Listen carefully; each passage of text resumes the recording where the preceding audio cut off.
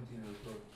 Eh, Me recibí a los 23 años, actualmente tengo 32 y ejercí un tiempo la profesión libre, muy poquito, y estoy en tribunales haciendo carrera desde hace 4 años. Eh, Como empleado primero por los ¿En dónde, concursos. doctor? eh, la mayoría del tiempo en Fiscalía de Instrucción, acá en Capital siempre. Trabajé como ayudante judicial, luego como ayudante fiscal, eh, posteriormente como prosecretario, y desde junio de este año estoy de secretario de una defensoría oficial. Una defensoría oficial. Defensoría oficial, sí. ¿En qué año ingresó usted al 2014, concurso? por concurso, sí, sí. ¿Qué defensoría? Defensoría oficial cuarto, ¿Y se la recibió doctora a los 23 Toledo, años? a los 23, sí, sí.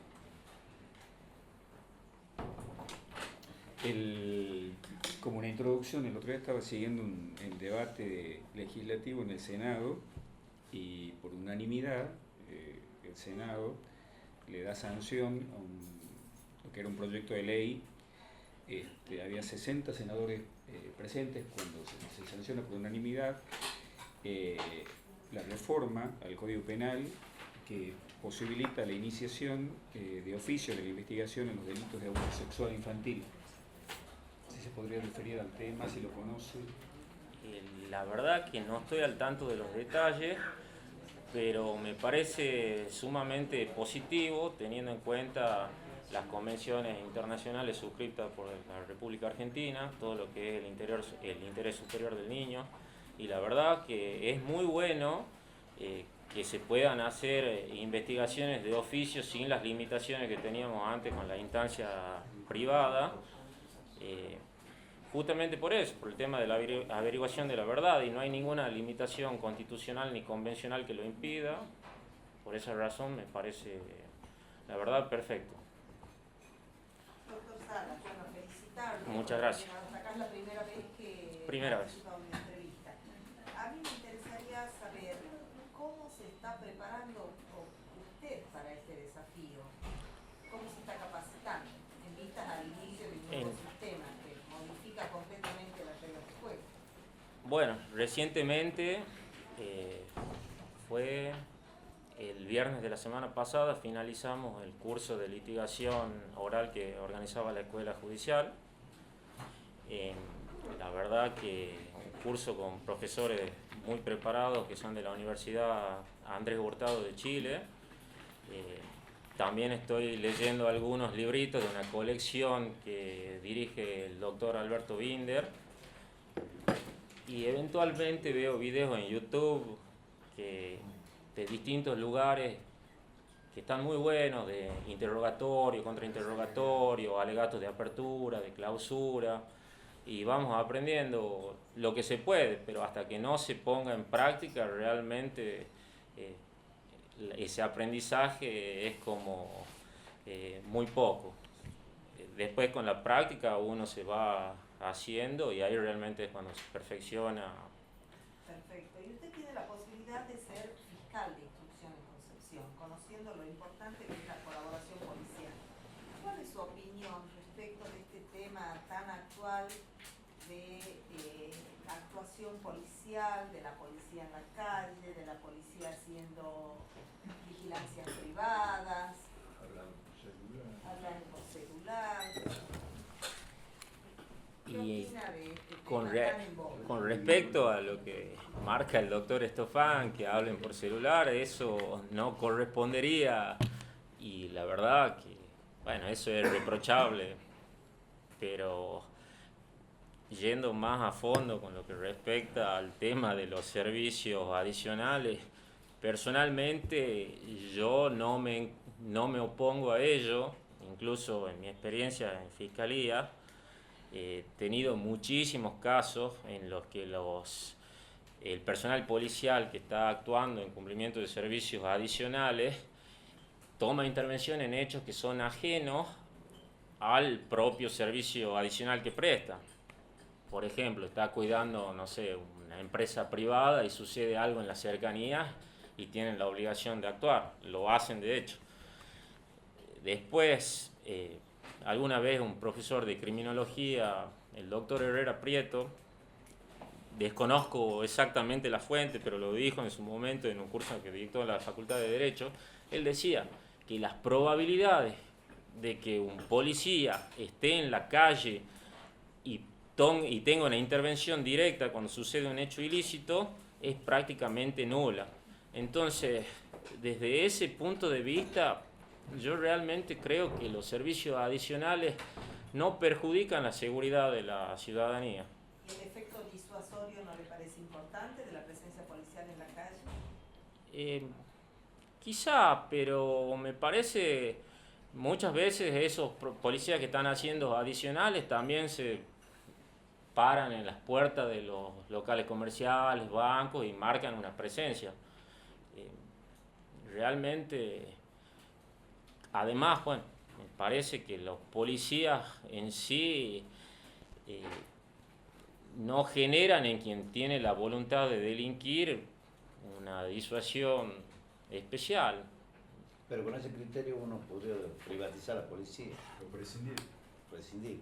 Es decir, No, me parece que no, pero hay que tener en cuenta distintas circunstancias que tienen que ver con el tema salarial, que esto es una posibilidad que tienen ellos de incrementar sus ingresos y yo realmente no lo veo como algo negativo.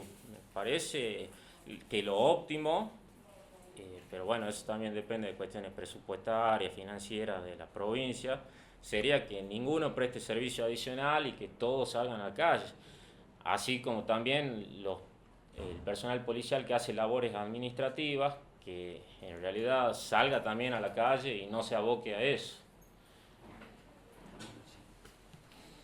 Doctor, usted dice que va a vivir acá en Tucumán y está concursando para el Centro Judicial Concepción. Actualmente estoy viviendo acá. Sobre todo como fiscal de instrucción que tiene mucha presencia territorial, ¿cómo piensa manejar esta cuestión? Si eventualmente tengo la suerte, el privilegio de ser elegido, al principio, por supuesto, porque es una cuestión de adaptación, me iría todos los días hasta allá, hasta que en algún momento pienso radicarme. De hecho, fui en el día de ayer a conocer el centro judicial, hablé con gente de las distintas fiscalías, de las oficinas nuevas, como esta oficina de recepción de denuncias, la unidad de conclusión de causas, y cuando previo a volver, pasé por una inmobiliaria a averiguar los precios. Así que, por las dudas, bastante más barato que acá en Capital. Revisor. ¿Cómo? ¿Usted es de Capital? Sí, de Capital. ¿Y egresó en la estatal? En la estatal, en el año 2010. Dígame, ¿y conoce cómo es el centro judicial al que podría actuar como fiscal de instrucción? Fui a conocer ayer características tiene? lo que son específicamente el edificio, conocí una fiscalía de instrucción que muy amablemente el titular de esta fiscalía me dejó ingresar, me contó, digamos, cómo trabajaban y la verdad que me parece que tiene algunas problemáticas muy similares a las que son acá. Me decía que el principal tema de interés público y de política criminal sobre el que hay que hacer foco son en los delitos contra la propiedad, lo que es motoarrebato, contra personas en situación de vulnerabilidad, por ejemplo, ancianos, mujeres solas, que eso es el principal índice delictivo. ¿Y causa y esas cosas tiene alguna idea? ¿De Es, estructura? ¿Cómo se conforma el centro judicial? sí, hay 4 fiscalías de instrucción, 3 juzgados de instrucción si no me equivoco, además de las defensorías oficiales, que en este momento habría una sola, quizá 2, depende de la suerte de una de las postulantes de uno de los concursos. Más o menos me estaban contando que ingresan unas 11.000 causas al año entre las 4 fiscalías, que es un promedio que en los últimos años siempre se va agrandando, pero con una nueva fiscalía en funcionamiento generaría una carga de trabajo menor que facilitaría una mayor calidad en el trabajo mismo, sin perjuicio de las otras oficinas nuevas como la unidad de conclusión de causa, que va a facilitar mucho llegar a la carga de trabajo cero para la implementación del nuevo sistema. Es un centro judicial que tiene una población bastante menor al de acá de Capital, pero proporcionalmente los índices delictivos son similares. Quizá haya delitos un poco menos violentos que son más propios de las ciudades grandes, tienen pocos homicidios comparado con lo que es acá en Capital, pero, por ejemplo, tienen altos índices de delitos de violencia de género, abusos sexuales, usurpaciones. Los homicidios han quedado para el centro La elevación de judicial causa. Montero. La elevación de causa. ¿Qué lo movió a usted a estudiar abogacía? Y ¿Tiene alguien? ¿Su papá es abogado? no, mi padre es contador, mi madre ingeniera agrónoma, soy el primer abogado de la familia, no tengo ningún familiar, tengo una prima, sobrina en realidad, sobrina segunda que es abogada ahora, pero ella es más chica, por suerte está incursionando en penal desde la profesión libre, ojalá que siga, porque la verdad que es maravilloso el mundo de lo penal, más allá de las presiones propias que tiene, pero la verdad que es muy lindo. Y yo en su momento, cuando me ingreso a la facultad, yo la verdad que soy una persona que le gusta prácticamente todo. Ahora ando estudiando matemáticas, no sé, y en su momento también Pero quería... Los abogados no quieren saber nada con la matemática. No, el abogado que no sabe matemáticas financieras es Eso sí. Se funde. Tal cual. No, soy malísimo con la matemática, pero estoy intentando aprender un poco.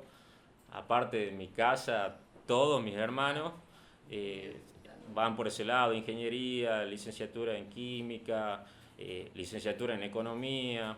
Entonces todos me ¿Cuántos tratan hermanos son, doctor? 5 y me dicen como el de las ciencias sociales. O sea que en ese sentido quiero aprender un poco.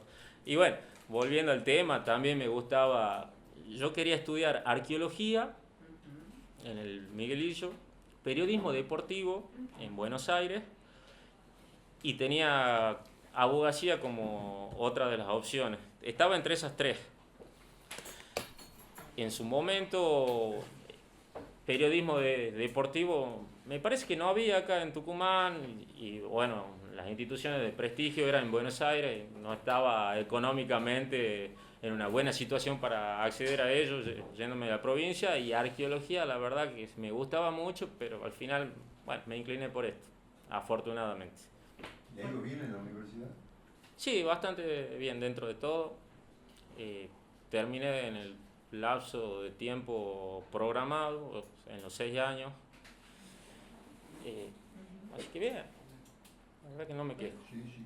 Doctor, ¿qué opina de estas fiscalías nuevas de género? Me parece, la verdad que muy buena la iniciativa. En Concepción sé que todavía no están especializadas, pero quizá en algún momento se lo haga.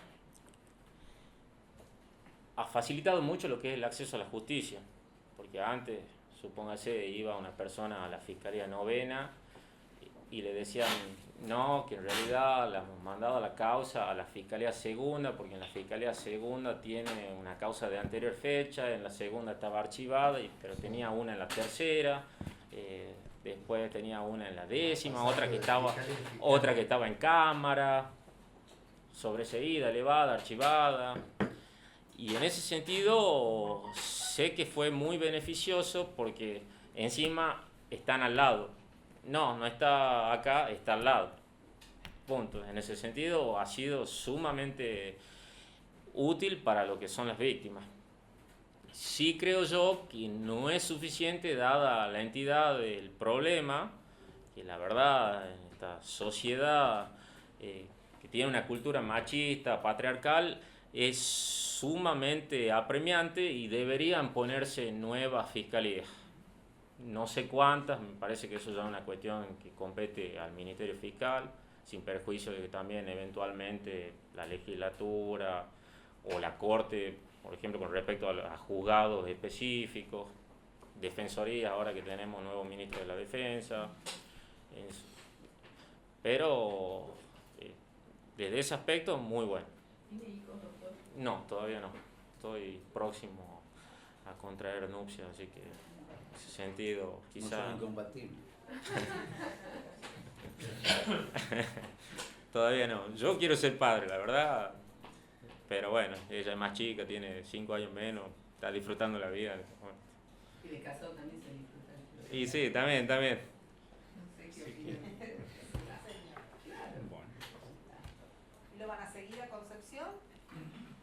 Y es la idea. Es la idea. Pero bueno, yo creo que me apoya en todo, afortunadamente, y por eso es que tomé la elección. ¿Qué hace ella? Ella estudia nutrición. Ahora le falta rendir la tesis, así que Y si con ella eso. le dice no lo acompaño, ¿qué hace? ¿Y busca alguien de Concepción? Digo yo. Hay chicas lindas. Qué sé yo, pero- La secuestramos. Total, no hay fiscalía especializada en género allá. Así que. ¿Qué opina de la implementación del nuevo sistema con la gente que hay, con la, digamos, con los operadores actuales, el nuevo código, todo con audiencia? ¿Qué opina de eso usted? A mí me parece. Por trabajar en la defensoría, digamos. Sí, me parece excelente. Todo lo que es el nuevo código tiene una finalidad de procurarle a la gente una solución de los conflictos que anteriormente no existía, con todo lo que son los principios de oportunidad y bueno, la oralidad misma que genera que se solucionen por ahí en minutos cosas que antes se solucionaban en meses porque había que correrle vista a una de las partes, tenían... De ahí, ¿qué opina del auxiliar de fiscal? El auxiliar... Es una figura que ha merecido mucha... El auxiliar de observaciones, digamos. fiscal me parece sumamente positivo. La verdad que la situación de emergencia que hay hoy en día con pocos fiscales lo ameritaba, sin perjuicio de que una vez regularizada la situación se concursen los cargos y puedan llegar a... ¿Qué opinan de los cuestionamientos que se hacen a los jueces unipersonales para, digamos, el proceso conclusional que se está implementando? Yo no veo impedimento constitucional y me parece que es bueno porque acelera el tema del juzgamiento para que se esclarezcan muchas veces ¿Se los puede hechos. soslayar la garantía del juez natural, digamos, con un juez unipersonal? ¿O no? Yo creo que sí, o sea que no le afectaría. No le afectaría. Me parece que no. La verdad que no he hecho un análisis en profundidad del tema, pero me parece que en principio no. ¿Suficiente? Sí. Muchas gracias. Muchas gracias, doctor. Por favor, a ustedes. Gracias. Hasta luego. Chao. Hasta luego. ¿Nervioso? Todas las entrevistas Ya tenemos son atrás. nerviosas, sí, pero Ya lo... cada uno, no, ya son varios. No me tocó la suerte que estaba usted, justo estaba de luna de miel, así que no. Fue de menor el entrevista. No, para cámara, vocal de cámara penal.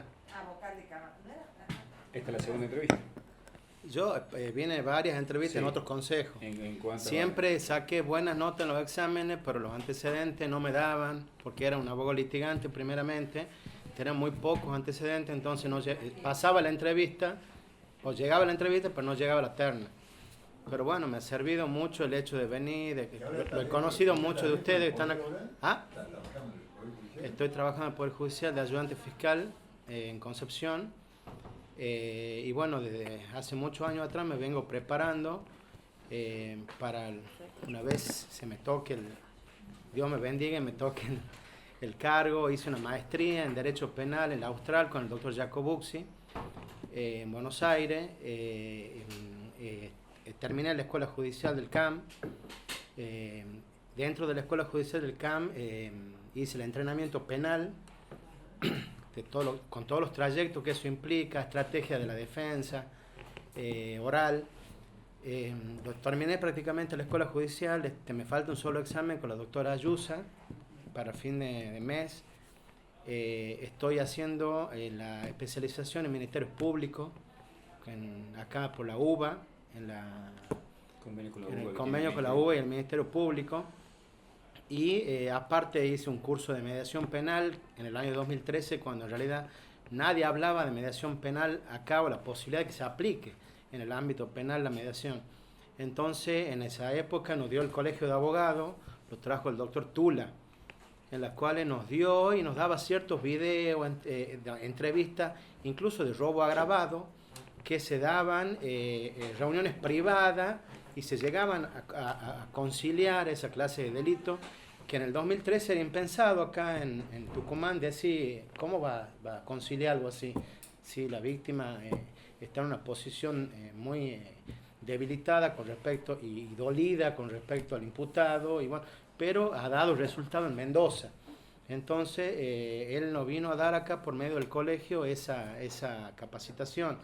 He hecho muchos cursos de litigación oral.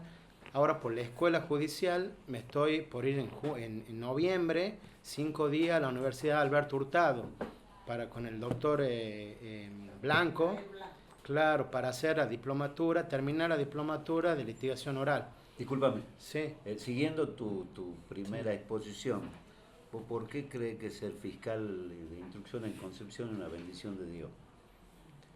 Y yo soy ayudante fiscal en Concepción, vivo en carne propia lo que yo le puedo decir lo que estoy viviendo, ¿no? Lo que en realidad mi experiencia es una bendición, porque yo me siento capacitado para darle una respuesta a la sociedad, a la ciudadanía, la respuesta que necesita, porque la ciudadanía necesita una respuesta rápida frente al delito.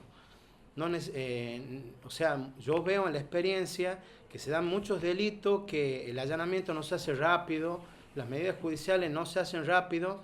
Entonces, a medida que pasa el tiempo, se van perdiendo los rastros, se van perdiendo las cosas robadas, se las van vendiendo. Entonces, yo estudié, me capacité para, como dice usted, si alguna vez tengo una bendición de Dios o algo a entrar, ¿no es cierto?, aplique toda esa sabiduría que me han enseñado, por supuesto, profesores de jueces de Cámara Federal de Casación Penal, la doctora Ledesma y un montón de profesores que tenía en Buenos Aires, y me han enseñado y me han marcado el camino para que de la posición de fiscal le pueda dar una respuesta rápida a la víctima. Usted tenga en cuenta, doctor, que la fiscalía es la primera instancia que tiene la víctima fuera de la policía en reclamar sus derechos. La tutela efectiva de la víctima, que está garantizada en las convenciones, en el nuevo código, y entonces, para mi punto de vista, tiene que haber una actuación rápida frente al delito y sobre todo respetar la convencionalidad. El control de convencionalidad, que lo tiene que hacer tanto el fiscal como los jueces.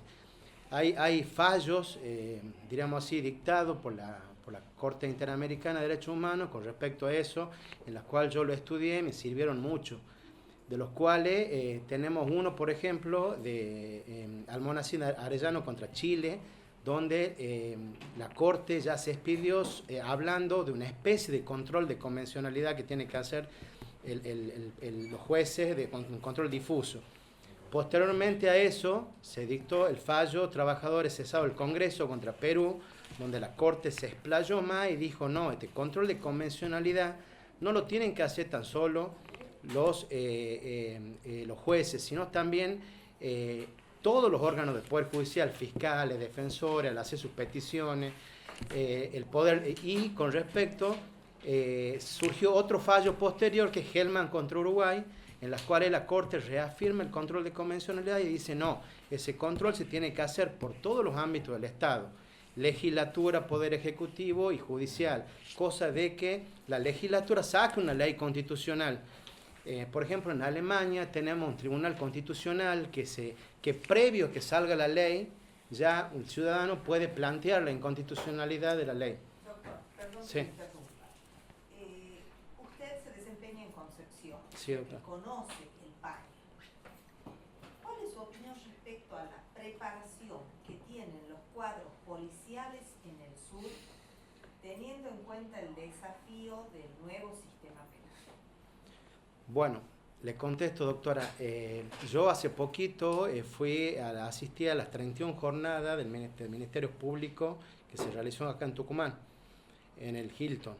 Y tuve la oportunidad de escuchar la charla inicial del doctor, el Procurador General de Salta, doctor López Viñal, en la cual hablaba él justo de ese tema, que también tiene la problemática esa en Salta, la falta de comunicación o de compromiso por parte de la policía como auxiliar de la justicia.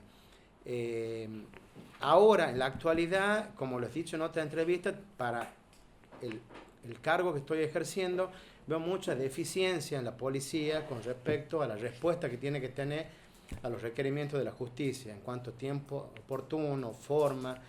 Y bueno, y el doctor López ahí decía en la conferencia, junto con el ministro fiscal, que en realidad tenemos que tener una policía de investigación judicial, la policía que rige ahora, que establece el nuevo Código Procesal. Entonces, o sea, una policía que dependa directamente del Ministerio Público Fiscal y no del Poder Ejecutivo. Dentro de ese aspecto se necesitan capacitaciones que se le den a la policía judicial, podríamos decir así, para que no cometan errores que pueden llevar después a nulidades, a ciertas, lo que se llama ahora actividad procesal defectuosa, en el nuevo Código Procesal Penal. Ahora, discúlpeme que me interrumpa, como creo que lo que le está preguntando la doctora es su apreciación respecto al comportamiento de la policía. ¿Usted cree que esos errores a que refiere se deben a la falta de compromiso o a la falta de conocimiento? En muchos casos las dos cosas, porque hay policías viejos, o sea, no viejos, grandes de edad, en las cuales ya prácticamente no les interesa los sumarios que les llegan. Ahora nosotros hicimos en la Fiscalía, yo hice en la Fiscalía un plan de persecución penal estratégico guiado por el doctor Binder, en la cual tomamos un delito, por ejemplo, el delito de arrebato, ¿no es cierto? Nos fijamos cuántos delitos más o menos entraban por turno de esa clase de delito y actuamos conjuntamente con la policía porque hacemos visita de comisaría en virtud de las instrucciones impartidas por el ministro fiscal, en donde conversamos con la Fiscalía y nos ponemos de acuerdo para decirle, bueno, en esta zona se cometen, o sea, comúnmente estos delitos, en la zona de la escuela, en el centro. Las víctimas son generalmente menores de edad, que están el celular en la mano, los llevan hablando, y siempre los victimarios casi siempre son también menores de edad, que diríamos así, el 60 o 70% de los casos están drogados. Entonces, hemos hecho un mapa del delito, donde establecemos los focos en donde se producen ciertos delitos, y hemos hablado con la policía para que tomen medidas, coloquen más funcionarios policiales en esos lugares para prevenir.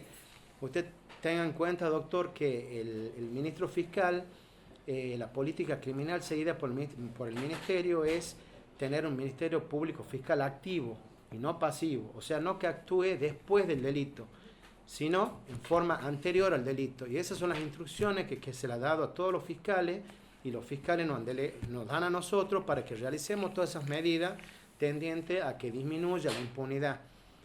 Y bueno, el doctor Binder nos daba el ejemplo, dice que en toda sociedad, a modo de, no sé si de metáfora o lo dicho, en toda sociedad dice, puede ser que no existan no existan delitos, porque los delitos los tipifican las personas, los legisladores, pero siempre hay conflicto.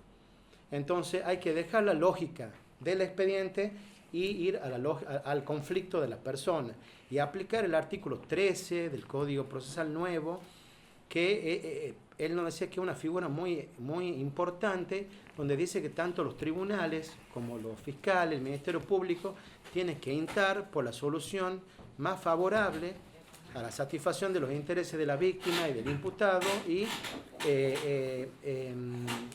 diríamos así, inclinarse por la paz social y la armonía entre los sujetos que intervienen en el proceso penal.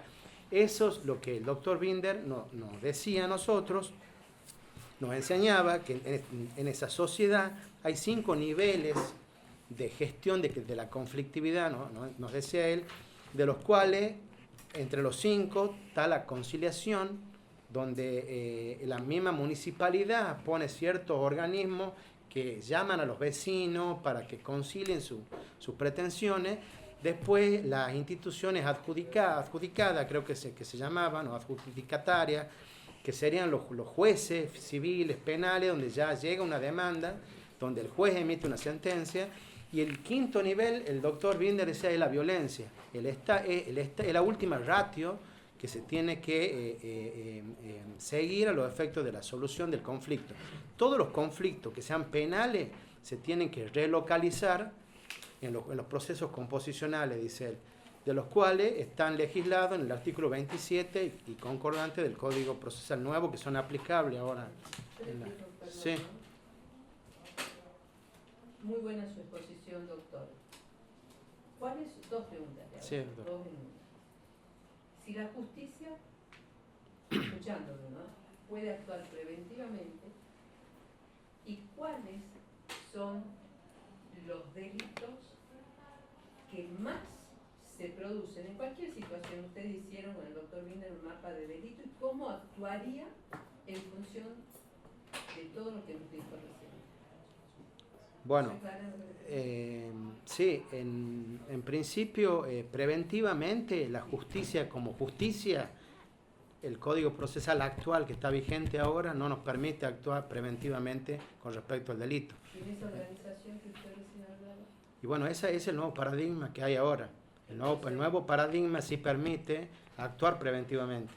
Entonces, lo que todos queremos, y Dios quiera que se dé, que se aplique la reforma, y en febrero podamos contar con audiencias, podemos contar con una serie de beneficios que da el Código Procesal, que en realidad vamos a tener un fiscal activo, un fiscal que dé la cara ante el imputado, ante las víctimas, un juez que dé la cara, no como ahora que salen sentencias que copian, pegan y no sabe la víctima ni el imputado quién es, por qué ha salido eso. Entonces hay un cambio de mentalidad, de paradigma, en las cuales pienso que todo este nuevo código procesal sí nos permite hacer todo lo que usted nos dice. Porque yo le pregunto, porque yo lo escuché al doctor Blanco y al otro abogado que vino. Valencia. Y en Concepción, y él utilizó un concepto que se lo dio un policía en Chile, con un fiscal, que siempre viendo esto de las incumbencias de cada uno, el territorio de cada uno. Yo no sé si están más organizados, menos organizados, sé que hay falencias acá en nuestro sistema judicial, como lo tenemos los distintos órganos, pero la sociedad espera respuesta. Entonces, con lo que hay,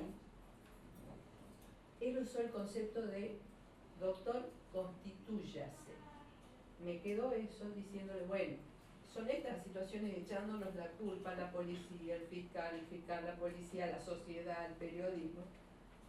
¿Qué respuesta damos? Porque usted hizo una enumeración muy buena a partir de lo que el doctor Binder y toda su capacitación. Pero bueno, la llevemos al territorio con lo que hoy hay. No sé si aplicamos el nuevo código o no, pero usted está formado. ¿Cómo llevamos situaciones de todos los días que se dan para ser fiscal de instrucción? Yo lo que pienso es de que el fiscal de instrucción, para tener el cargo, tiene que estar preparado. Sí. Tiene que estar capacitado y tiene que saber a qué se atiene. ¿No es cierto? Porque es una responsabilidad muy grande ser fiscal, muy grande ser fiscal. No cualquier persona va a hablar por teléfono de Tucumán, sí, hace esto, hace lo otro, y se desliga. No, para mí el fiscal tiene que ser una persona protagónica, una persona que interviene inmediatamente en el hecho, no tan solo los ayudantes fiscales, sino el fiscal, sea un delito pequeño o un delito grande, no importa, tiene que intervenir, porque y más en este proceso oral que viene ahora, que el propio fiscal va a tener que defender todo. Entonces, me parece que ahora, actualmente, necesitamos un fiscal proactivo, un fiscal comprometido con la justicia. ¿Dónde vive, doctor, usted? En Montero. ¿Nacido ahí? Sí, nacido y criado todo en Montero.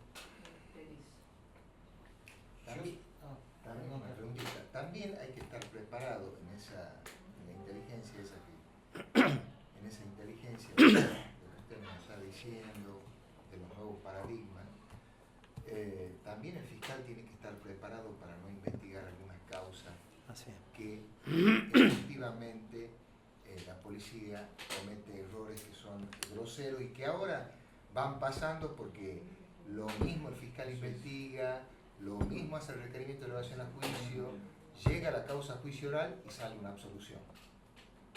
Entonces se diluye en el tiempo quizás esa responsabilidad. Sí. Con el nuevo sistema, cuando haya un problema de eso, digamos, cuando la policía, por ejemplo, le tome declaración a una persona sin la presencia de un abogado, o haga un acta, digamos, incorrecta de allanamiento, o haga un registro sin la autorización correspondiente, en ese mismo acto el fiscal tiene que decir esto no me sirve. Por eso tenemos el control. Entonces hay que preparar también a la sociedad para eso, ¿no? Sí, tienes mucha razón.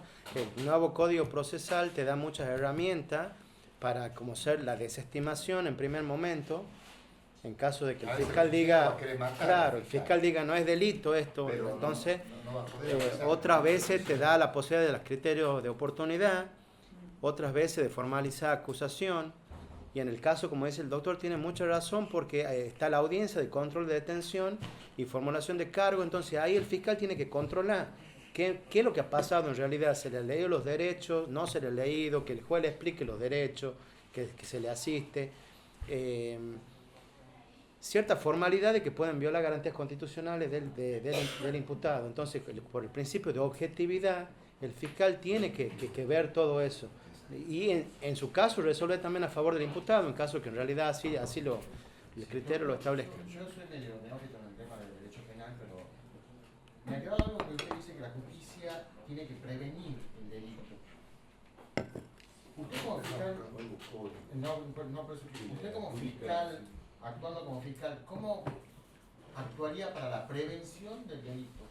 Esto es lo que yo le estaba diciendo, doctor, trabajando con la policía. En principio, con la policía que tenemos, en el futuro vamos a tener que tener una policía dependiente del Ministerio Público capacitada para ciertos delitos.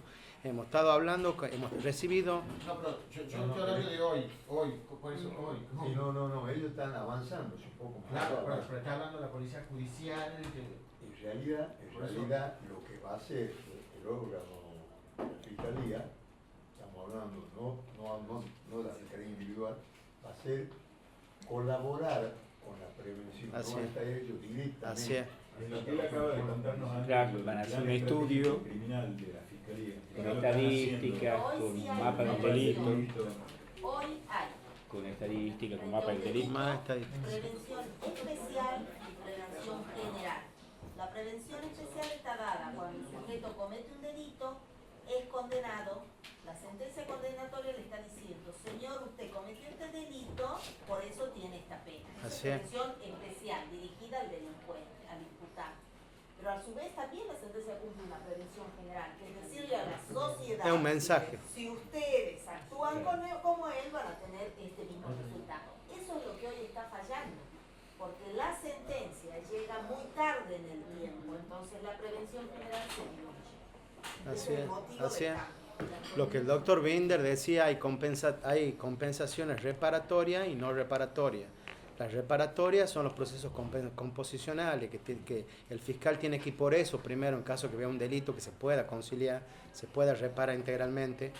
Y en otros casos, ¿no es cierto?, que son delitos graves, mandarlo a juicio de conocimiento, que serían muy pocos los delitos graves que se puedan llegar a enjuiciar. Y ahí se aplica la pena, que serán las compensaciones no reparatorias. Un mensaje que el Estado le da a la sociedad que el delito no quedó impune, diríamos así. ¿Qué opina del juicio por jurado? Y el juicio por jurado me parece correcto, me parece que se implemente, que lo tenemos previsto en el Código Nuevo, en los primeros artículos donde se habla de los derechos del imputado y todo el tema ese. Y yo he leído mucho el tema, tanto el libro como el diario, los diarios que salen, que en Buenos Aires lo están aplicando para delitos de cierta cantidad de años. Y me gustaría que el jurado, por el sistema que tenemos representativo, republicano, de gobierno, ¿no es cierto? Es el pueblo quien condene, diríamos, o no a sus propios pares. Pero mi criterio o potencialmente lo que yo creería es de que tendría que estar integrado también por abogados. El excaminado, diríamos así. Porque, claro, mixto, porque en realidad la gente común, claro, al comienzo, porque la gente común a veces no sabe la tipificación del delito. ¿No habría ahí una influencia de medida de un jurado sobre los legos, formando opinión? Y yo pienso que si lo que se rige, todo lo que yo he estudiado, doctor, está basado en la buena fe. El principio de la buena fe es más para litigar. Un abogado, o sea... Los dos sistemas estos que hay, de hecho uno y el otro el puro, sin técnico, en el escanibado. ¿Dicho ahí? Eso está bien. Ahí, en ese. El abogado que se instala ahí, el jurado técnico, no influye sobre el lego de entrada nomás.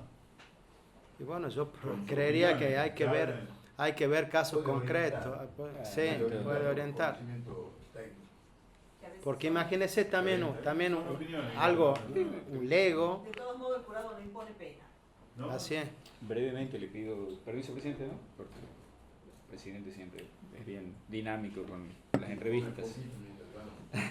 ¿Qué opina usted sobre la iniciación de oficio de la investigación y el instituto de la prescripción en los delitos de abuso sexual infantil?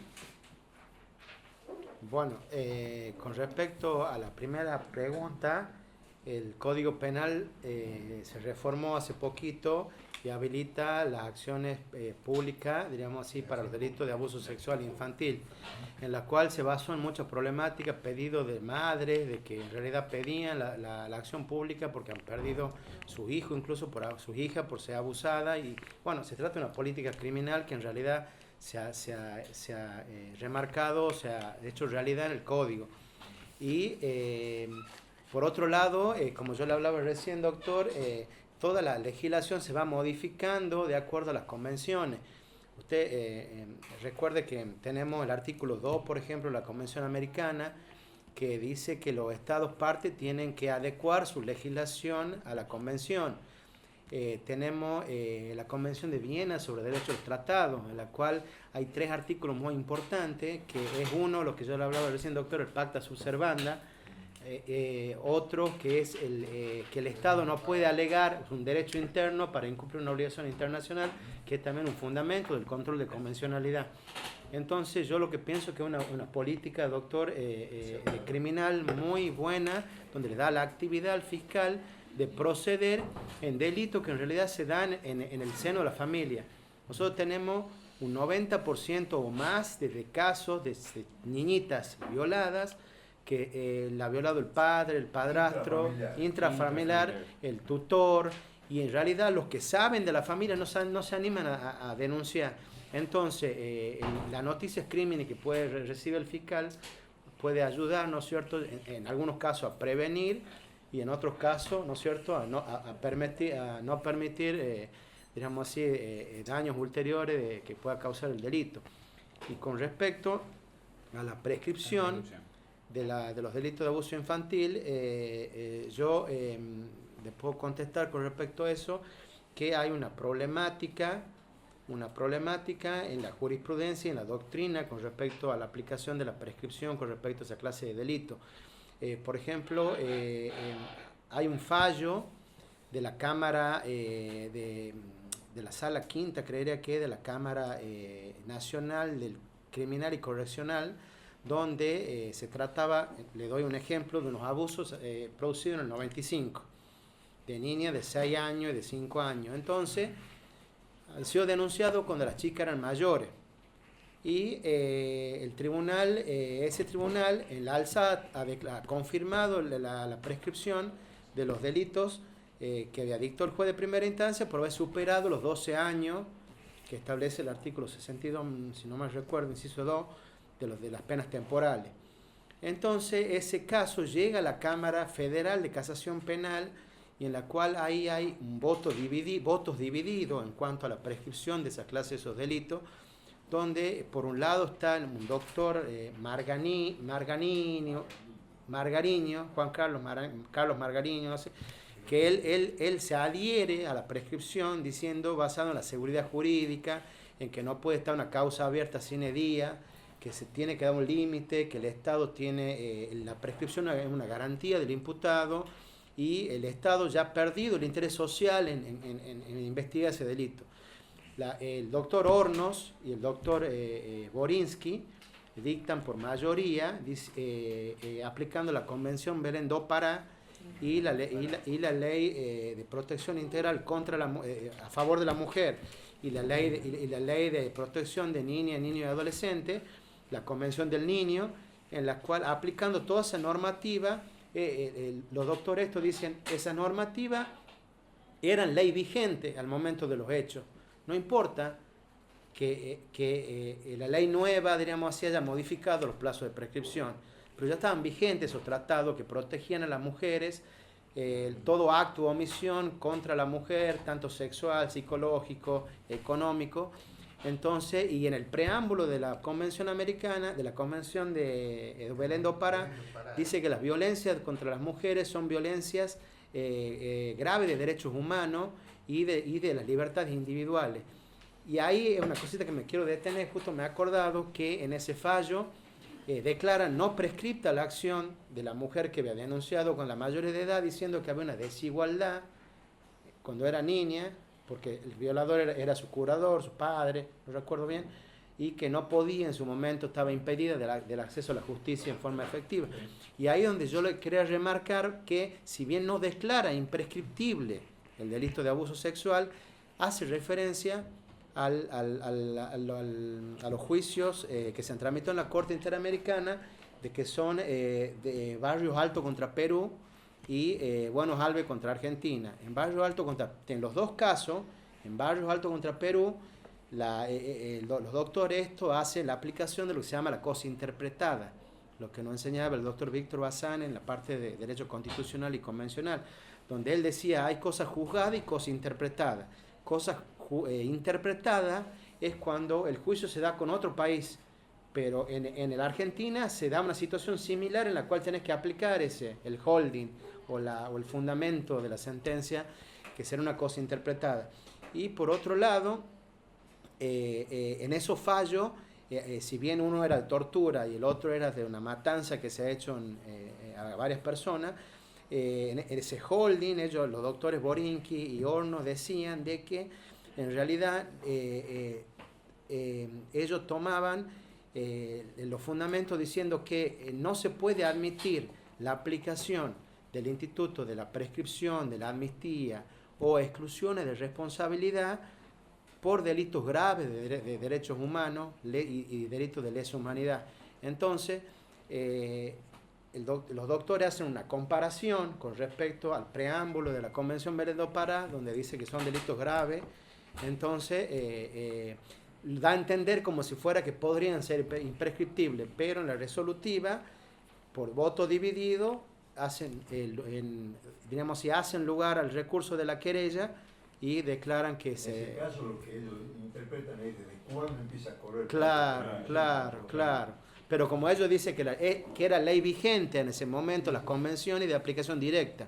Doctor, Entonces, quería hacer una pregunta con lo que usted recién plantea. ¿Qué opina de estas manifestaciones en contra de la educación sexual integral? manifestación en contra de yo estoy en desacuerdo que haya manifestación en contra. Los chicos tienen que tener educación sexual. Yo tengo una hija de 7 años en las cuales tiene que aprender. Hay muchas enfermedades, mucha gente violadores, gente mala que en realidad le puede hacer daño y tiene que estar preparado con una educación sexual que se dé en las escuelas, ¿no es cierto? Por supuesto, respetando la edad acorde a los efectos de que puedan tener una defensa, digamos. Creo que es suficiente. Sí. Muchas gracias. Muchas gracias. Muchas gracias. Bueno, muchas gracias, ¿no? Perfecto. Hasta luego, gracias. 10 años. 10 años. Bien. Ejercicio libre de la Ejercicio libre. Sí. ¿Usted no trabaja en el Poder Judicial? No. ¿Dónde vive, doctor? Vivo acá en Capital. Soy oriundo de Simoca. Siempre estoy viajando a Montero, Concepción, a Simoca, pues trabajo en la municipalidad en Simoca. Así que estoy un poco en todos lados, pero vivo acá, duermo acá, digamos. Sí. ¿Ejerce específicamente en el fuero penal? No, ejerzo en otros fueros también, o sea, fueros civiles también. ¿Primer concurso? Que no, rendí varios, pero primera vez que llego a la entrevista y bueno. Bueno, está a disposición de ustedes. ¿Por qué el doctor quiere ser fiscal de instrucción en lo penal? Bueno, considero que sería como un cambio de rol de lo que hago, porque ahora actualmente, siendo abogado de pasillo, el ejercicio profesional no es menos, digamos, estresante que una tarea judicial, por los vencimientos, por los planteos, aparte por el traslado que uno tiene que hacer en varias jurisdicciones. Y bueno, y considero que fiscal penal lo tomo como un cambio de rol. Cuando yo ejerzo la defensoría particular en lo penal, siempre tengo un método, digamos, para analizar los casos, para hacer los planteos, que es el método que creo que tienen todos los operadores jurídicos, tanto los fiscales como los jueces, que es el sistema de derecho punible. O sea, ese sistema racional es el que me permite a mí determinar en cada caso, avanzando todas las etapas del proceso del hecho lesivo, digamos, acción típica, antijurídica y culpable, y analizando cada etapa y tratando en ese análisis de que no se vulnere ninguna garantía constitucional.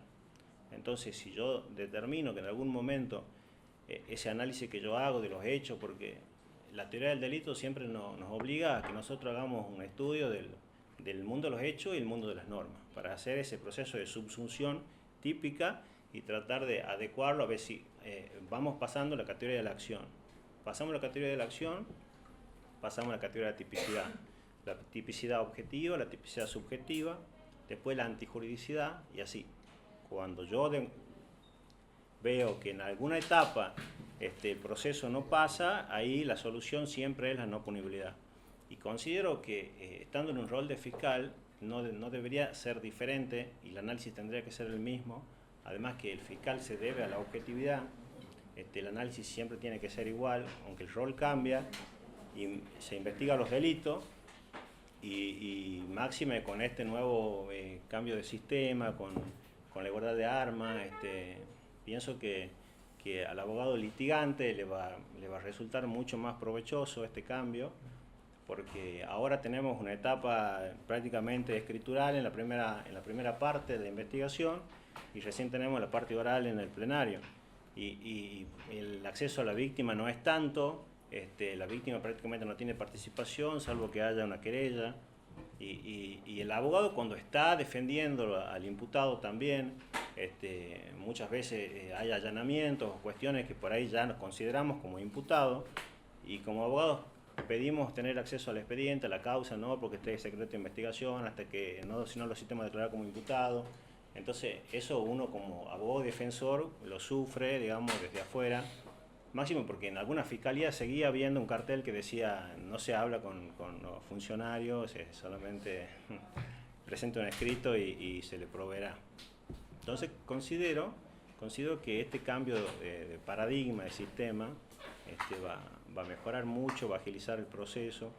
Lo que va a agilizar más es el tiempo, y con la oralidad, con todas las etapas orales que están previstas, va a generar esa inmediación con el juez, con las partes. ¿Y cómo se está preparando usted, doctor, para la oralidad? Bueno, hice muchos cursos de litigación, tengo libros de litigación, tengo muchos videos, digamos, descargados, que siempre estoy viendo cómo se hace un alegato de apertura, cómo se hace un alegato de cierre, cómo se presenta una prueba, cómo se indaga un testigo, el examen directo, el contraexamen. Aparte estoy en la escuela judicial, que también he tenido materia que respecto a eso, psicología del testimonio. Entonces creo que sí estoy preparado para el cargo. Para afrontar el desafío. Sí. Además, Concepción si bien es cierto, territorialmente tiene una extensión importante, abarca, bueno, lo que es, tiene más o menos una población de 200.000 habitantes, y lo que he podido averiguar, porque no hay estadísticas publicadas, averiguar con los fiscales que la cantidad de delitos que ingresan por año son aproximadamente 11.000, entre 10.500 y 11.000. O sea que es una tasa alta comparado con la cantidad de habitantes que hay, porque son pocos los habitantes son 200.000.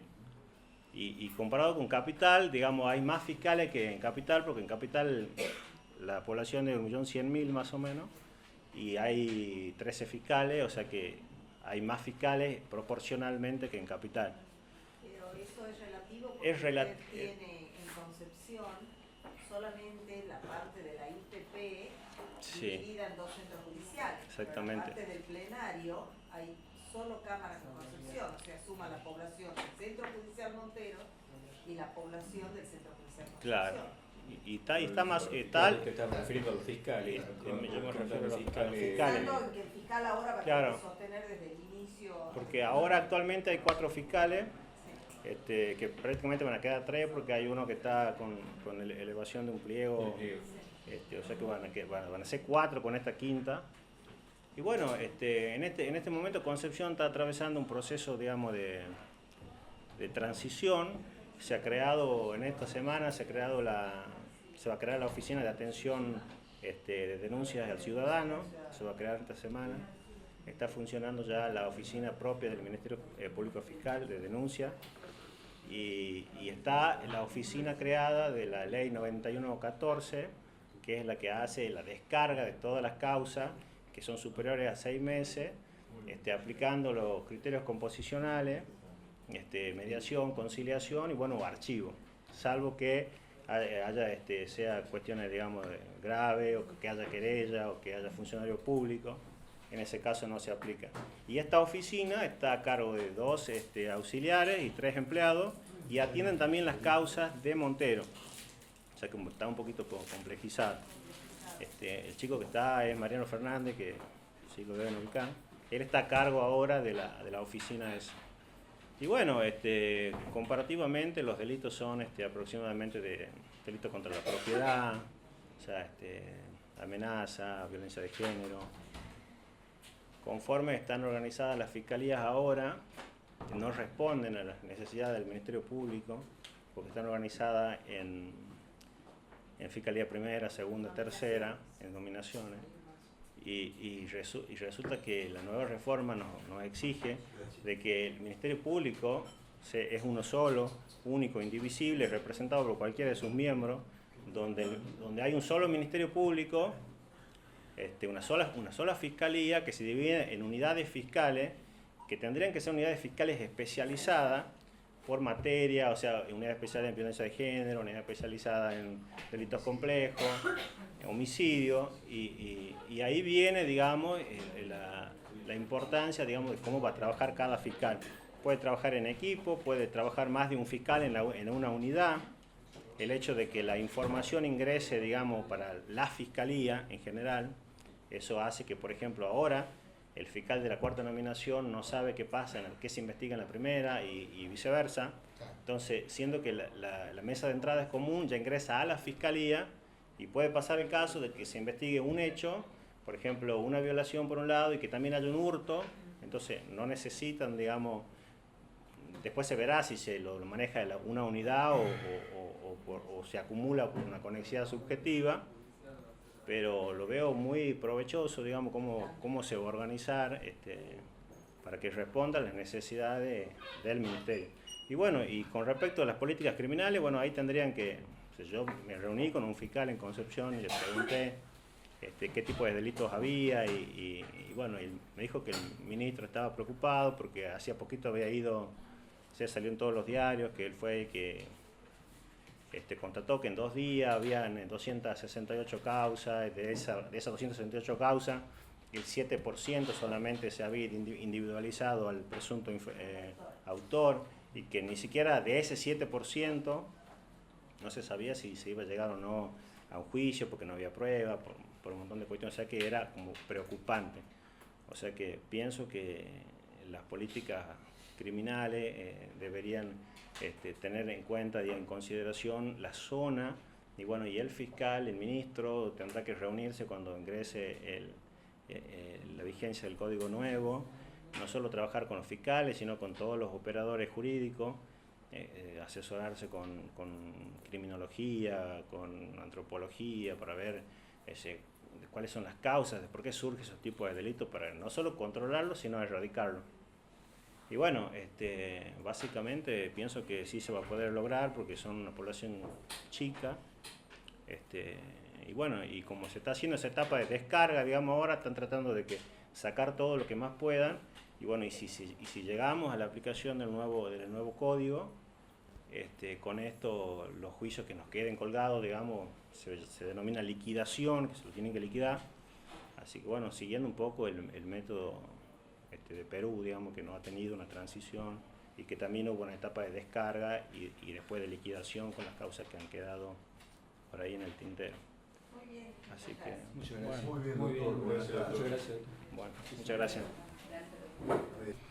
Está a disposición. Marisa, doctor. Sí, sí. Doctor, ¿puede referirse a las facultades que el artículo 14 de la ley 9114 le otorga al fiscal en lo que es el régimen transitorio de resolución de causas? Bueno, sí. Con el régimen transitorio de resolución de causa se ha creado una oficina que permite que causas que actualmente se encuentran en trámite, cumpliendo ciertos requisitos, pasen a la oficina de transición para encontrar una solución a ese conflicto, a ese delito. Los requisitos tiene que ser una causa con 6 meses, más de 6 meses de trámite, que no haya querella, que no haya personas privadas de libertad, y bueno, y en el plazo de 6 meses tiene que o resolverse la elevación a juicio o el sobreseimiento, el archivo o alguna salida alternativa. Y bueno, también existe la posibilidad y permite al fiscal hacer una suspensión del juicio a prueba o un juicio abreviado, sin necesidad de la elevación a juicio. ¿Dónde vive, doctor, usted? Yo vivo en Aguilares, en el sur de la provincia, cerca de Concepción. ¿Cuántos años de abogado? Yo me recibí en el año 2008 en Rosario, en la provincia de Santa Fe. Y ese mismo año me vine a vivir a Tucumán. ¿Cómo se está preparando, doctor, para el nuevo sistema? ¿Cómo se está capacitando? Bueno, estoy haciendo la escuela judicial. Terminé de cursar una especialización en Derecho Penal en la Universidad de El Salvador. Además el Poder Judicial, el Ministerio Público nos está capacitando para lo que es la reforma. Me capacito por mi cuenta también con bibliografía, Binder, el libro de teoría del caso, audiencias preliminares, examen, contraexamen de testigos. ¿Ejercicio libre, doctor? Estuve 7 años de ejercicio libre y actualmente desde mayo del 2016 soy ayudante fiscal de la Fiscalía Primera de Concepción. ¿Por concurso? Sí, por concurso. Y el último libro, volviendo a la pregunta de la capacitación, Estrategia de litigación en el sistema acusatorio de Hauch, que ese lo estoy terminando. Muy bien, doctor. ¿El juicio por jurado qué opina? La verdad no tuve la oportunidad dentro de las capacitaciones que nos dieron por el Ministerio Público, en realidad de la Corte, que nos invitaron a las personas del Ministerio Público, había venido un fiscal general de Neuquén. Y bueno, hablando del tema, él nos decía que si bien no tenían unas expectativas favorables, él quedó muy sorprendido y lo que nos explicaba era que muchas veces el miedo a que las personas no tengan el conocimiento técnico es suplido por el sentido común y él tenía una opinión muy favorable y nos decía que no teníamos que temer a eso, que la gente se toma muy en serio ese trabajo y bueno, que la experiencia en Neuquén había sido favorable. Muy bien. Muchas Muchas gracias, doctor. Muchas Gracias, por Pedro. amable. Hasta luego. ¿Y qué se está enchufado así? Es muy severo, doctor, ¿no? Venía con temor. Más me ha asustado. Preocúpese más. ¿Cuántos años de recibido tiene, doctor? Yo tengo ya 7 años de recibido. Sí. ¿Y qué ha hecho los 7 años de eso? Bueno. Profesionalmente, ¿no? Sí. He trabajado. No me quiero meter. He trabajado mucho con mi papá. Mi papá también es abogado. Ustedes lo conocen porque ha sido concursante también aquí del CAN, el doctor Molina. Entonces, en mi casa siempre se ha vivido esto de la abogacía. Siempre hemos visto expedientes en la cocina, en el baño, en la escalera, en todos lados. Desde el momento de yo recibirme, he comenzado a trabajar con mi papá aproximadamente 2 años y medio. Hacíamos, bueno, de todo, hacemos civil, laboral. Yo he elegido la carrera de Derecho, me ha gustado, nunca lo he sentido como un mandato familiar.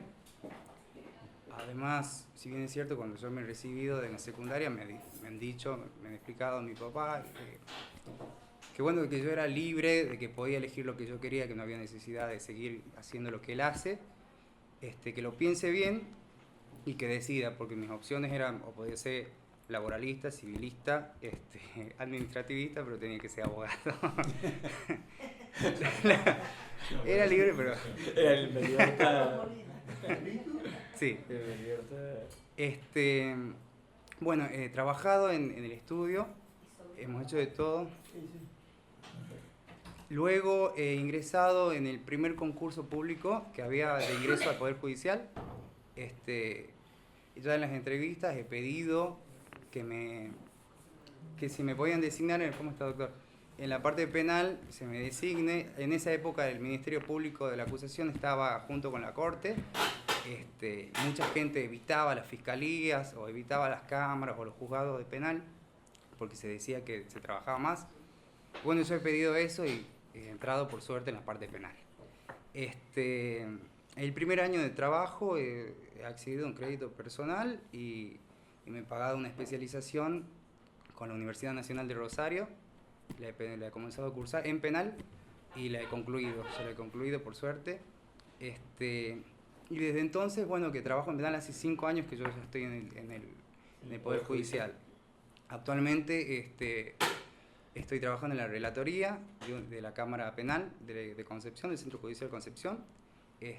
Antes he estado en la relatoría de un juzgado de instrucción y antes también, cuando todavía no estaban divididos el Ministerio Público y la Corte, he trabajado, he prestado lo que se llamaba refuerzo en esa época cuando se demoraba el ingreso de personas en la Fiscalía Primera, en los turnos del doctor Sánchez, y he trabajado en la Fiscalía Segunda también con el doctor Rojas. Así que ese ha sido mi recorrido, más o menos, en la carrera judicial. Me gusta mucho, me apasiona, sobre todo el derecho penal, siempre me ha gustado mucho. A mí me gusta mucho la cosa pública y creo que el derecho penal es lo que más tiene que ver con la cosa pública. ¿Usted vive en Concepción? Yo vivo acá en San Miguel ahora, hace 2 años que estoy viviendo acá, pero trabajo allá, así que todos los días me levanto tempranito, viajo y trabajo, entramos a las 7. Pero... ¿Cómo? ¿Desde acá usted? No, yo soy de Concepción. He elegido venir a vivir acá, sí. Sí. Estoy viviendo solo en un apartamento. ¿Se va a tener que volver allá si llega a ser fiscal? Sí, estimo que sí porque la actividad de fiscal requiere mucho tiempo de dedicación. No tiene límites, no tiene plazos, hay que estar disponible todo el tiempo, entonces...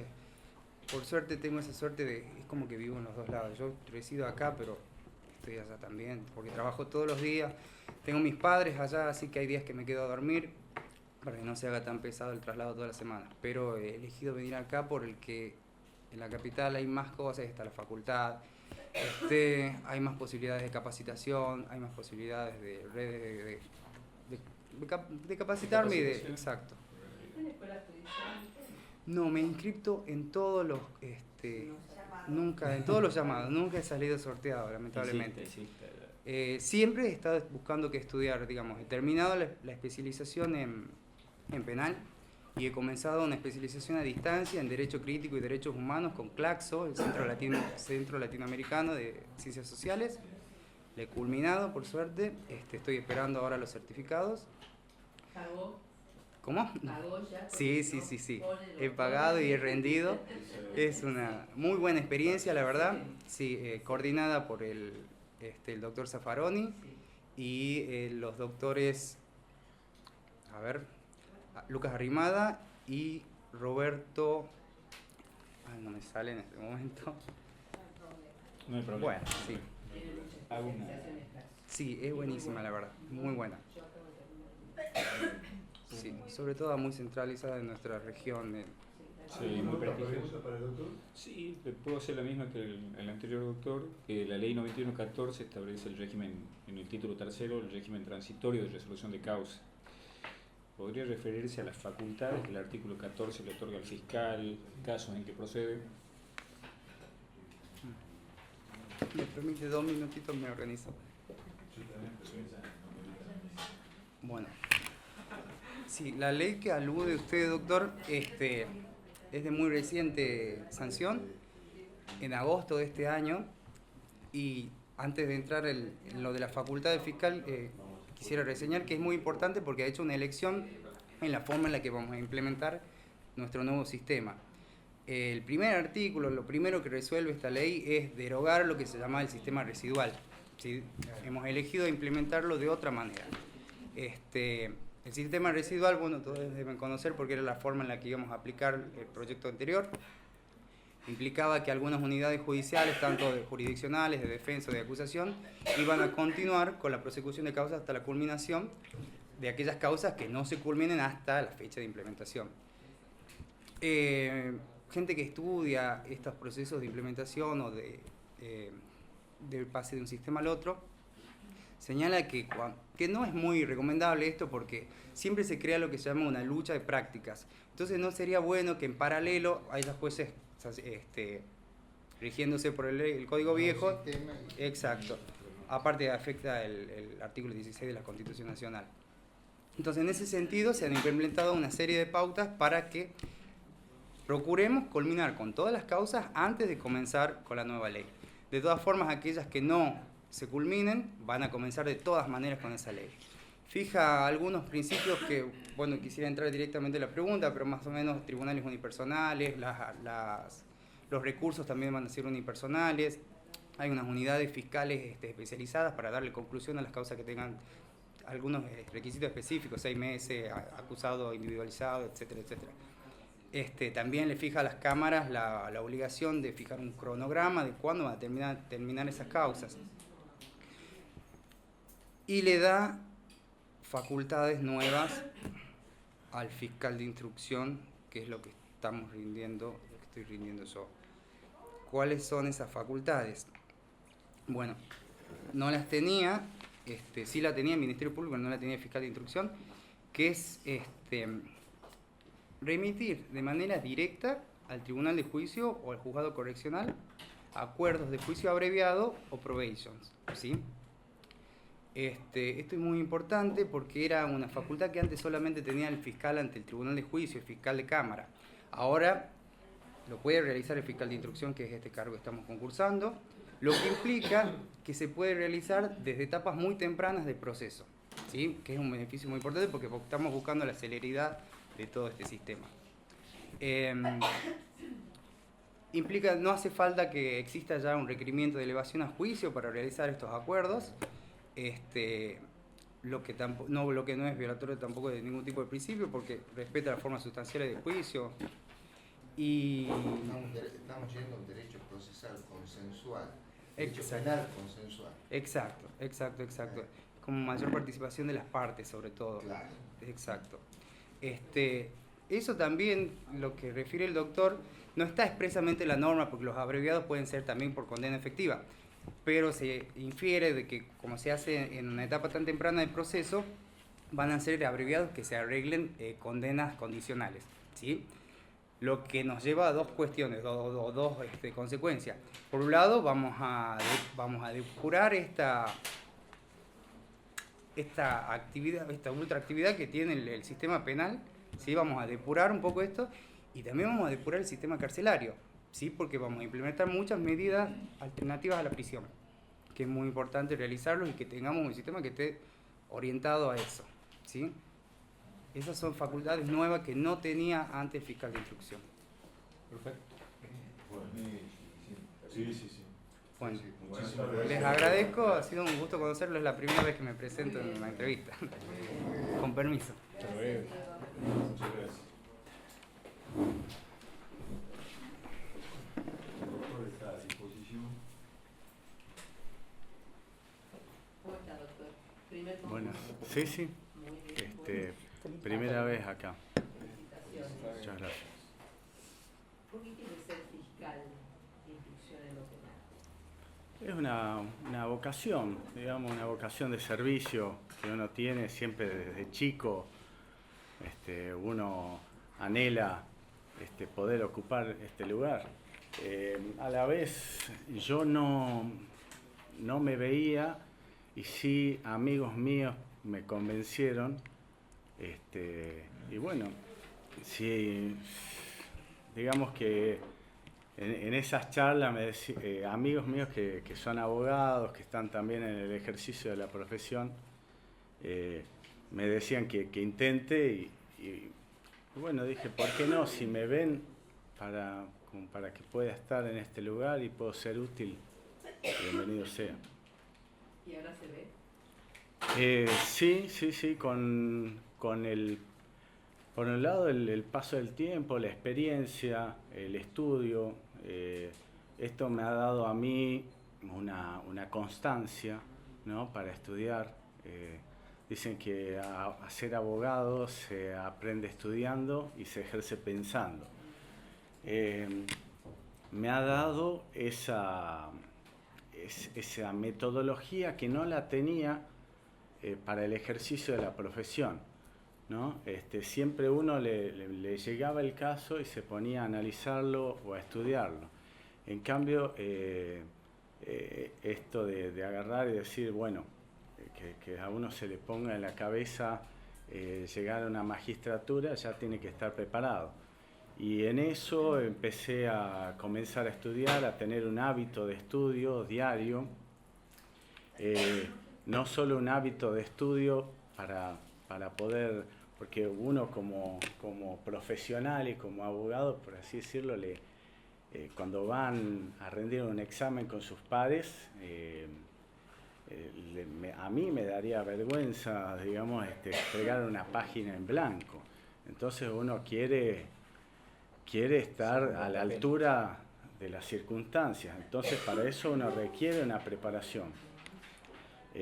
Yo en un principio empecé siendo autodidacta, estudiando, comprando libros, invertí mucho en libros y después al no haber acá en Tucumán, cuando yo comencé un posgrado, no había acá en Tucumán las posibilidades de posgrado, entonces comencé un posgrado en la Universidad Nacional de Rosario, aprendí mucho, tuve la posibilidad de estar al frente de grandes docentes que me nutrieron y que me fueron planteando muchos interrogantes que a algunos los voy, digamos, encontrando la respuesta y otros no, porque yo considero que el derecho, no solo el derecho penal, el derecho es un mar en el que uno nunca lo puede abarcar, ¿no? Entonces, pero bueno, hay que tratar de estar preparado y a la altura de las circunstancias. Yo lo único que tengo para poder estar a la altura de las circunstancias es el tesón, el empeño y tratar de estudiar todos los días. Doctor, ¿dónde se domicilia usted? Yo tengo mi domicilio acá en San Miguel de Tucumán. Sí. ¿Cómo resolvería el tema de ser fiscal de instrucción a 70 kilómetros de aquí? Sí, eso no me resulta un inconveniente porque o uno se muda el domicilio, si bien uno tiene la posibilidad acá de agarrar el auto y estar en 1 hora en Concepción, y si uno agarra el auto también y se va a Yerbabuena demora 30 minutos, ¿no? O por ahí más, dependiendo del tráfico. ¿Usted es de acá, doctor? Sí, soy de acá, soy de San Miguel de Tucumán. Eso no me resulta un inconveniente, pero si resultase un inconveniente, yo no tengo ningún problema en mudarme a la ciudad de Concepción, siempre y cuando, digamos, el cargo lo requiera. Si yo veo que el cargo lo requiere, me mudo a Concepción sin ningún problema, ¿no? Máxime teniendo en cuenta todo el nuevo sistema penal que se viene, que se requiere mucho del cuerpo, ¿no? La presencia, que si bien el doctor Estofan lo conoce muy bien al nuevo sistema penal, porque él fue uno de los que hizo la acordada 107 del año 2013, me parece excelente porque se requiere mucho más de un magistrado de todas las partes del proceso, de los letrados, de los magistrados, bueno, también están presentes las víctimas, tienen una mayor relevancia en el proceso, un mayor protagonismo, y también el imputado. Cuando hablo del abogado me siento emparentado acá con el doctor, porque bueno, los dos somos del ejercicio de la profesión. Como abogado yo lo veo lo mismo que decía recién, uno tiene que estar muy preparado, porque uno tiene que poner el cuerpo y la cara. A nadie nos gusta hacer el ridículo ahí, a no ser que sea, no sé, una persona que no entra dentro de las concepciones que yo tengo del ejercicio del derecho. De cara a la sociedad. ¿Cómo? De cara a la sociedad. Sí, es un sistema que es mucho más claro, transparente, en que la sociedad puede ver todo el proceso. Es un sistema que yo lo considero rápido, eficiente. Eso está por ahí comprobado en otras provincias. A mí me sorprendía que algunas personas que no entienden el sistema, nuevo que se viene, con el caso de Nair Galarza, ¿no? Que es salió en todos los medios y algunos criticaban esto, que es un proceso, en 6 meses ya tenía una condena firme, una condena. Eso para el ritmo que nosotros manejamos ahora, a mí me pasó de tener, el año pasado, de tener una causa de estafa de una empresa, digamos para no dar nombres, que se dedicaba a la venta de automotores, y era del año, la cifra estaba en australes, ¿no? Era del año 89. Y como yo estaba por el lado de la querella, también éramos actores civiles, y en ese entonces, bueno, era un automóvil de esa época, y la sentencia salió en australes, a convertirla.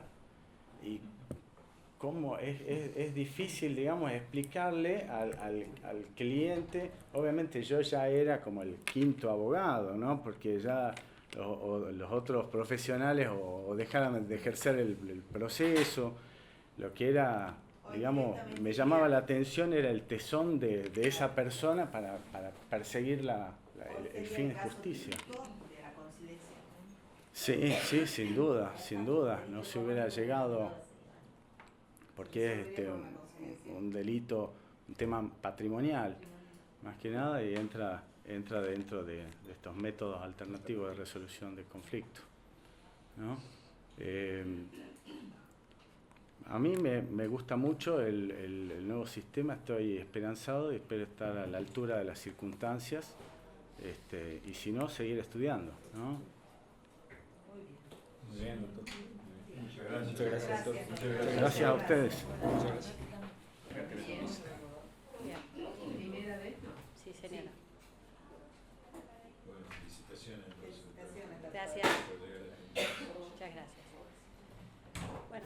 ¿Ejerce la profesión libremente?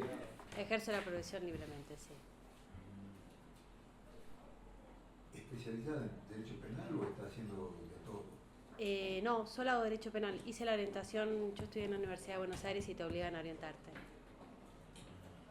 Y ahí los 2 últimos años es solo derecho penal. Eligen una especialidad. Sí. La orientación. Sí, y la segunda parte es con puntajes, y la orientación tiene como más puntajes, entonces todos los puntos que vos tenés que hacer es derecho procesal, recursos, teoría del delito, criminología. ¿Qué la trajo a Tucumán, doctor? Mi marido. El amor, me imaginaba. Las raíces. Las raíces tiran los tucumanos. Así que ¿Qué bueno. hija de tu madre? No, Ah, no, no, mi marido, yo sí, soy de Buenos ah, Aires. él. Él. Dígame, ¿usted estudió sociología también? ¿Es sociólogo? Sí, sí. ¿Por qué eso? ¿Cuál empezó primero, derecho y después sociología? ¿O Empecé sociología. En realidad, yo siempre digo, tuve un proceso vocacional como muy complejo y muy intenso. Siempre como el mandato familiar era ser abogados, muchísimos abogados en mi casa, y tal vez rebelé a adolescencia, dije no voy a ser abogada. Siempre tuve una vocación social muy intensa, siempre he sido voluntaria, bueno, en todo lo que podía, digamos, siempre el otro me conmovía. Y bueno, y tal vez esas cosas de ser adolescente, sí quiero cambiar el mundo, o quiero comprender por qué está pasando esto o aquello, y me metí en sociología. La realidad que la carrera de sociología es divina. Es una carrera que te enamora los contenidos. Entonces, bueno, seguía, pero yo de los 19 años que estoy trabajando en estudio jurídico, siempre he tenido jefes excelentes y jefes que me decían, vos tenés que ser abogada.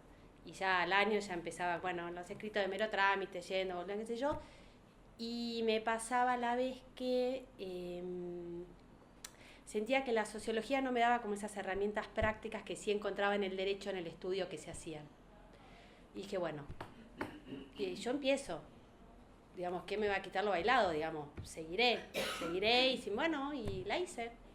Y el último año de sociología es una carrera de 6 y medio, lo hice en 5, y ese último año lo hice, yo tuve que hacer además el CBC, porque no me reconocía en materia, entonces tuve que hacerlo, y bueno, y la hice, y realmente no me arrepiento, porque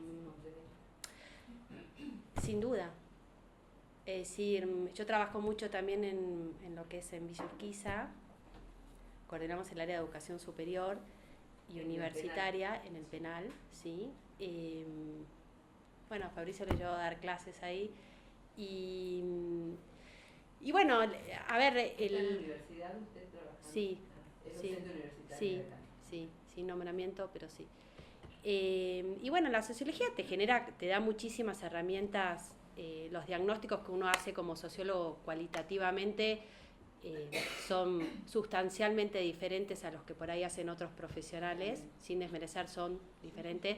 Las herramientas con las que contamos también son diferentes, y por lo menos a mí, en el ejercicio de mi profesión, sí me ha sido útil.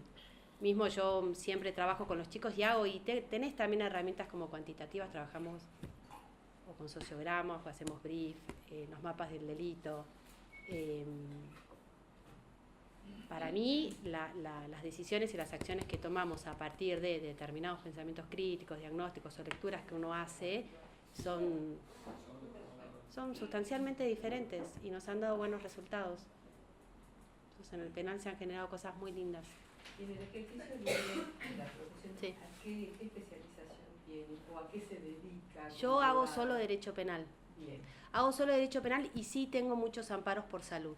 Ajá. Que en realidad me ha pasado de algunos clientes que han tenido unas cuestiones de derecho penal, y de ahí me han preguntado, y ahí se lo he hecho de favor, y yo, bueno, y empecé. Pero sí, hago mucho, digamos, tengo estafas, tengo abusos, tengo muchos abusos. ¿Qué más? He tenido homicidios, sí, voy a poco, digamos, no es fácil venir a una provincia que no es la tuya. Yo venía de estudios muy grandes que trabajábamos mucho con la 22415, que es todo derecho aduanero, hacíamos mucho penal económico. No se hace. No. Bueno, hay penal tributario. De hecho, cuando me vine acá, me vine con una carpetita de algunas empresas que sí hacíamos derecho penal, pero lo que es retención indebida, digamos, y que todo por los criterios de oportunidad salían salían bastante fácil. Y bueno, y de a poco uno empieza. ¿En qué cátedra está, doctora, me dijo? En teoría del Estado. Teoría del Estado A. Bien. Sí, señor. Doctora, ¿qué opina usted de nuestra unidad de máxima seguridad? O sea, que ¿De la 9? Y bueno, un montón en relación a que, por ejemplo... Su opinión. Ediliciamente parece muy linda. No, la 9 o la 10. Porque la 10 es la linda, la nueva. La 10. Sí, en Villurquiza. Sí, esa es la unidad 10. Y bueno, es una unidad que estuvo prevista para delitos federales. Es una... Bueno, ha hecho un trabajo espectacular la Corte y digamos, a mí me gusta mucho y valoro el tema, tal vez por esta tradición o esta formación que tengo en sociología, de lo que es el consenso y de llegar a decisiones, después de diálogos, digamos, interinstitucionales, que creo que es el producto de esa unidad, de un muy buen diálogo que ha habido. Lo mismo con el nuevo Código Procesal, que eso tienen que estar realmente orgullosos y ojalá se pueda implementar. Bueno, por supuesto que tiene demanda. Yo trabajo mucho con las personas que están privadas de la libertad y a mí me ven como una referente, así que a mí siempre se van a quejar, de que no tienen la sala para las visitas, que no tienen sala para visitas íntimas, que no tienen varios para, también para las visitas, que el servicio de la escuela no llega, pero bueno, es como yo digo, digamos, se está avanzando y el haber ya reconocido la problemática del hacinamiento, el problema en las comisarías, es un avance enorme. Y el hecho de decir, a partir de acá se tiene que hacer con un plazo, y que yo además veía, porque yo camino mucho Villurquiza, y realmente se ha hecho en tiempo récord. Y los materiales, y está muy bien hecha esa unidad. Gracias. ¿Está funcionando la biblioteca, doctora, en el penal? Bueno, depende de qué unidad. Villurquiza tiene las unidades 1 y 2, que son las más populosas, que tiene una biblioteca muy linda. ¿Está funcionando? Sí, está funcionando, tiene bibliotecario, y después la unidad 6 no tiene biblioteca, que es algo que yo estoy insistiendo mucho para que tenga. La de jóvenes tiene binda y la 10 no, pero porque es nueva, digamos, eso es un proceso. Doctora, ¿qué observa usted o qué escucha usted sobre el tema de las adicciones en el penal, en la población carcelaria? Es un tema que está y que existe y yo lo veo. Fácilmente advertible cuando vos tenés chicos que están drogados. Con algunos uno habla más, con otros habla menos. Ellos te dicen que que si no tienen cómo pasar el tiempo si no se empastillan. Hay un grave problema, una conveniencia con el servicio... no con el servicio penitenciario, con algunas personas que trabajan para el servicio penitenciario. Los mantenemos tranquilos. Que sí, y que además lucran con eso. Entonces es muy difícil de combatir, pero sí, es una realidad. Lamentablemente es una realidad y que tratamos desde la educación combatir. ¿Y la producción están haciendo? Impresionante y muy buenas cosas. Lo venden al frente después. Lo venden enfrente y trabajan a pedido, y el hecho de que físicamente el juzgado de ejecución esté enfrente, realmente significativamente hace una diferencia. Yo la semana pasada estuve reunida con el juez de ejecución. Entonces, en lo que es la articulación, nosotros articulamos muchísimo con Poder Judicial, con Ministerio de Seguridad, por supuesto con Ministerio de Educación. Entonces, la inmediatez, digamos, de tener al juez enfrente es fantástica. Y al director del penal es fantástico, porque vos lo juntás. Encima, al ser educación, son gobierno adentro. Y el diálogo favorece mucho. Producción está trabajando muy bien. Tu mirada en general, doctora, entonces es positiva sobre cómo funciona el penal. Esa es como una pregunta muy general. Depende qué, como todo. Porque hay algunos documentos, como por ejemplo el último que sacó el Observatorio Internacional de Prisiones, del penal de Villurquiza, que no es muy bueno. Sí, que es lamentable. Sí. Tema de derechos.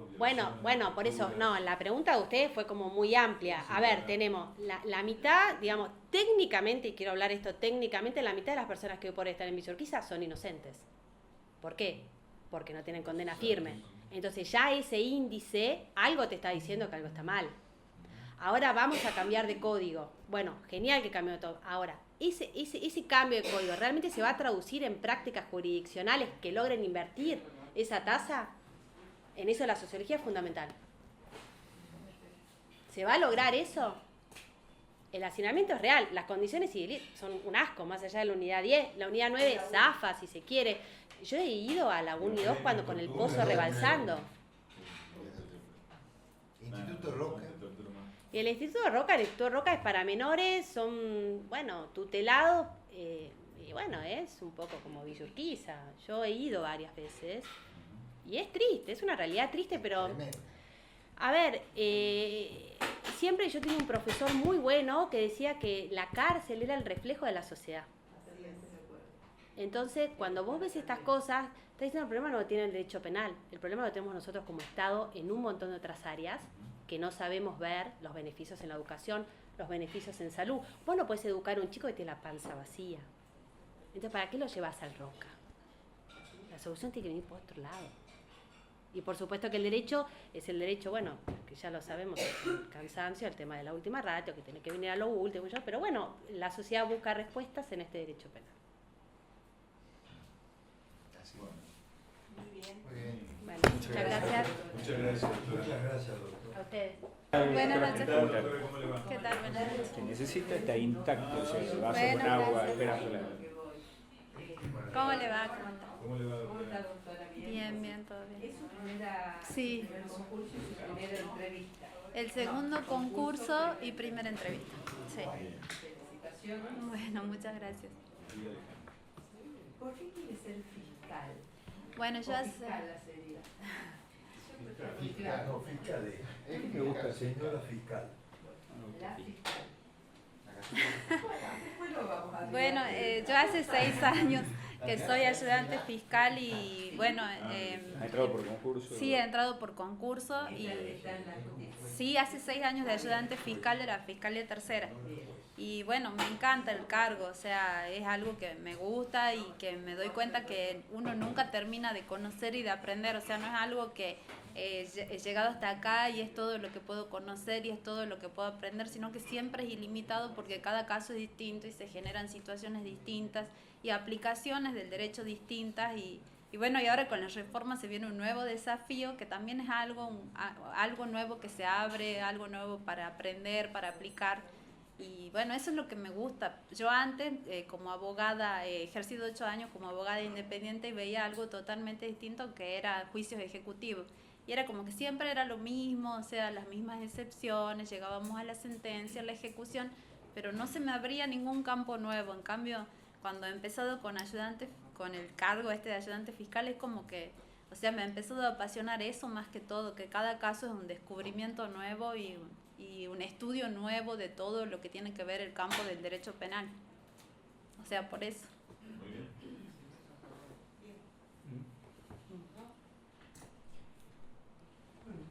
Está a disposición de ustedes. ¿Usted ¿Cómo le va, es de doctor? acá de Tucumán? Soy de acá? Concepción. Es de Concepción. Sí, sí, sí.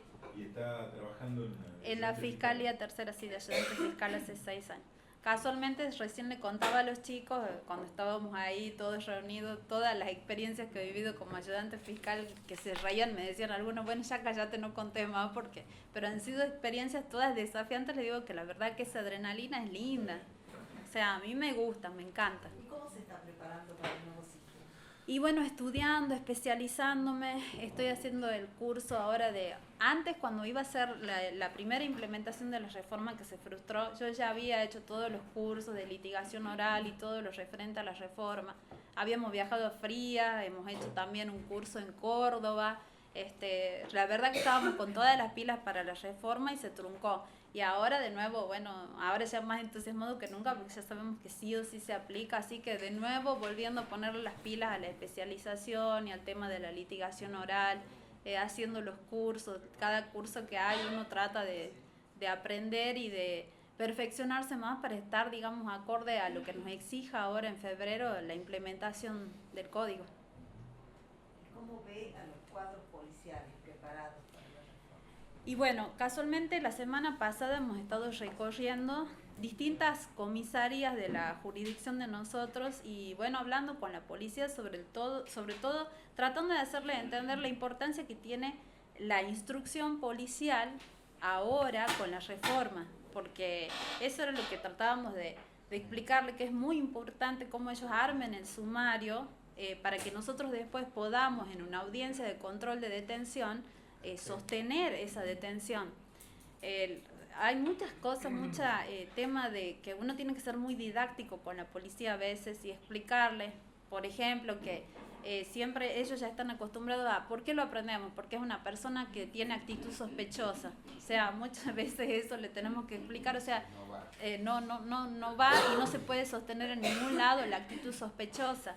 O las aprehensiones en flagrancia, que en realidad no son flagrancia, pero para ellos son flagrancia, que encuentran a una persona 2 días después con la moto robada. O sea, todo eso es de a poquito y enseñándoles a cada oficial, a cada policía, cada vez que llaman por teléfono al centro consultando, ejerciendo un poco de pedagogía con cada uno. Pero yo pienso que habría que hacer una capacitación a nivel masivo con la policía para explicarles conceptos básicos y artículos determinados del nuevo código que ellos tienen que saber, como por ejemplo en qué caso procede la aprehensión en flagrancia, en qué caso se puede ingresar a un domicilio sin una orden judicial, el artículo 100 del nuevo código procesal, que también es importante que se lo sepan. O sea, son 4 o 5 artículos que si ellos lo entienden y se lo aprenden, estaríamos perfectos para poder manejarnos nosotros también en la audiencia posterior ya en sede judicial. Perfecto. Bueno, Gracias. hasta luego. Gracias. Gracias, hasta luego. Pero aquí,